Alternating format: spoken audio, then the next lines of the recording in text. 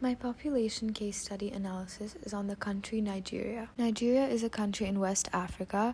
It is home to over 350 tribes and 500 languages and dialects.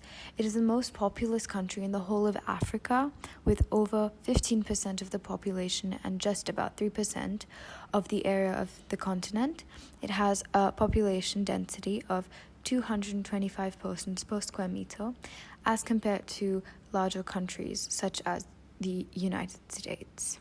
For crude birth rate, in the early years, there was great political instability as governments kept changing, which led to a lack of policies to control the population. As infant mortality was high, families would have more kids to ensure at least half of them would stay alive.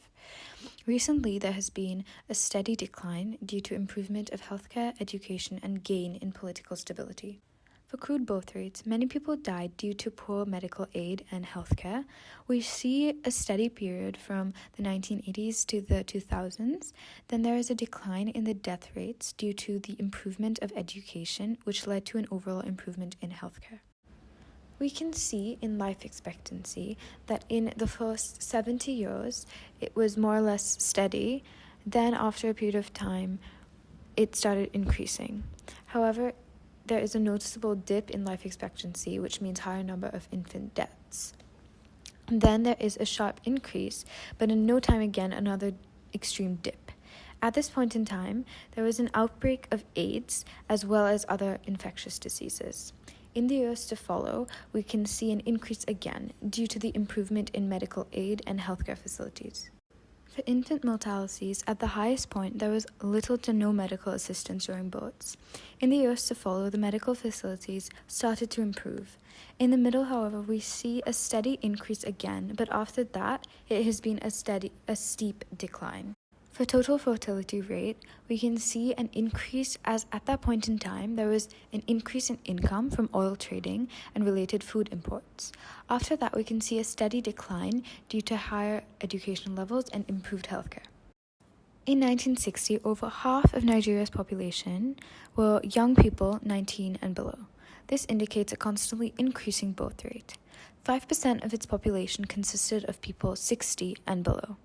The male working age was only 16%. In 2020, only 15% of the male population is in the working age. The male to female ratio is unbalanced for the younger generation. 4.5% of the population is actually above 60 years old. In 2060, the overall gradual shape suggests a more stable population. 11.3% of the total population is aged between 0 and 4 years, showing a decline in birth rate. 7.3% of the population is 60 and above, showing a decrease in mortality rate. In the population distribution of Nigeria, the darker areas, which are the most populated, have good and livable temperatures. There is also close proximity to the coast, which results in tourism and trade. Nigeria's second issue talks about the demographic trap. Owing to the high fertility rates and the low mortality rate in Nigeria, there has been a population increase. This is further boosted by the resultant increase in poverty. While more money is spent on the new generation, it also means less money is available to be spent per child. Money is now not available for the development of the country and infrastructure. For my population policy proposal, my first issue talks about corruption. So, the problem of corruption in Nigeria is closely linked to the problems of overpopulation. The effect of this corruption mismanagement can upset the population demographics and employment of the country, leading to eventual unrest and civil war. So, the current policies that apply in Nigeria, firstly, to reduce the amount of children from 6 children to 4 children. Second is that the minimum age of marriage should be 18 for females and 24 for males. The pregnancies should be only between 18 and 35, and the time between 2 children should be at least 2 years. So possible solutions for the issues of the country.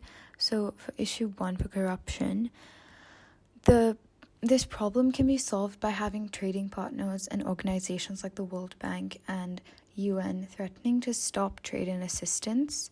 Furthermore, freedom and power should be given to the press and news channels. For Nigeria's second issue, it would be best to put in place a family planning policy. Further, free education should be offered to families with up to 2 children only.